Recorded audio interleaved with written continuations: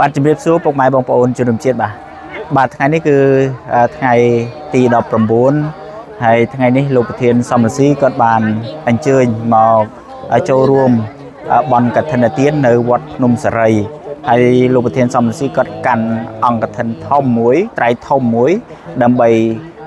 វេប្រគេនព្រះសង្ឃដែលគង់ចាំព្រះវស្សានៅវត្តភ្នំសារីហើយសូមបងប្អូនជនរួមជាតិចូលរួមអនុមោទនាបន់កុសលទាំងអស់គ្នាជាមួយលោកប្រធានសំរងស៊ីក៏ដូចជាពុទ្ធបរិស័ទបងប្អូនប្រជាពលរដ្ឋដែលកំពុងតែប្រពធ្វើបន់កឋិនទាននៅវត្តភ្នំសារីនៅរដ្ឋ Massachusetts សហរដ្ឋអាមេរិកពិសេសលោកប្រធានសំរងស៊ីក៏បានមកធ្វើបន់អង្គកឋិនទាននៅវត្តភ្នំសារីហើយពេលវេលានេះគឺគាត់កំពុងតែ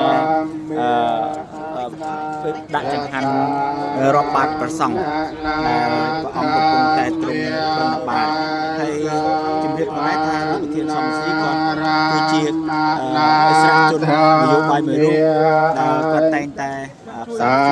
ធម្មាបហតិធម្មាគាត់កាន់អង្គកឋិនទានមួយនៅវត្តភ្នំសារីហើយសូមបងប្អូនជនរួមជាតិទាំងអស់អនុមោទនាបាទវេចង្ហាន់ថ្វាយនៅសង្ឃផតព្រមទាំងបរិខាបរិវារប្រកបជ្រះថ្លាបរិសុទ្ធថ្វាយដល់ព្រះសង្ឃចាថ្ងៃនេះខ្ញុំមកទៅកាន់សាមគ្គីនៅវត្តភ្នំសារីហើយបែបនេះគឺជាផ្អែមខ្មែរយើងតែរៀបចំឡើងដោយធំហើយតែបងប្អូនសាច់ផ្សេងៗទៀតក៏យកមកជូនបងប្អូនទាំងអស់គ្នា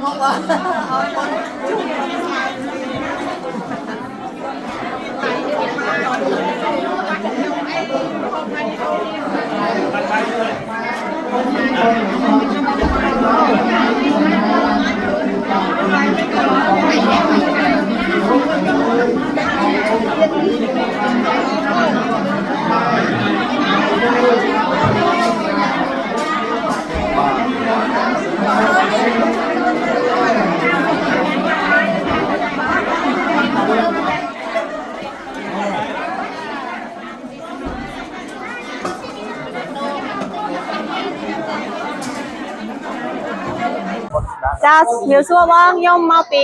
Lowell Massachusetts ចាហើយថ្ងៃនេះបានមកធ្វើបុណ្យកឋិននៅវត្តភ្នំសារីដោយមានការចូលរួមពីលោកប្រធានសំរងស៊ីអាដាមឡុងរី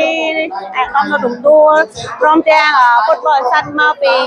រដ្ឋឆ្ងាយផ្សេងទៀតដូចជា New York Connecticut Rhode Island ហើយនិងរដ្ឋផ្សេងទៀតដែលបានហៅបបហើយចាថ្ងៃនេះខ្ញុំមានចិត្តសប្បាយរីករាយដោយសារឃើញបងប្អូនខ្មែរយើងគាត់នៅធ្វើអ្វីដែលជាប្រពៃណីពុទ្ធសាសនារបស់ជាតិយើងបងទោះបីជាយើងបានរស់នៅនេះតែអត់យើងនៅកាន់ជាប់ប្រពៃណីរបស់ជនជាតិយើងចាអរគុណចាសូមជម្រាបសួរលោកថ្ងៃនេះខ្ញុំមាន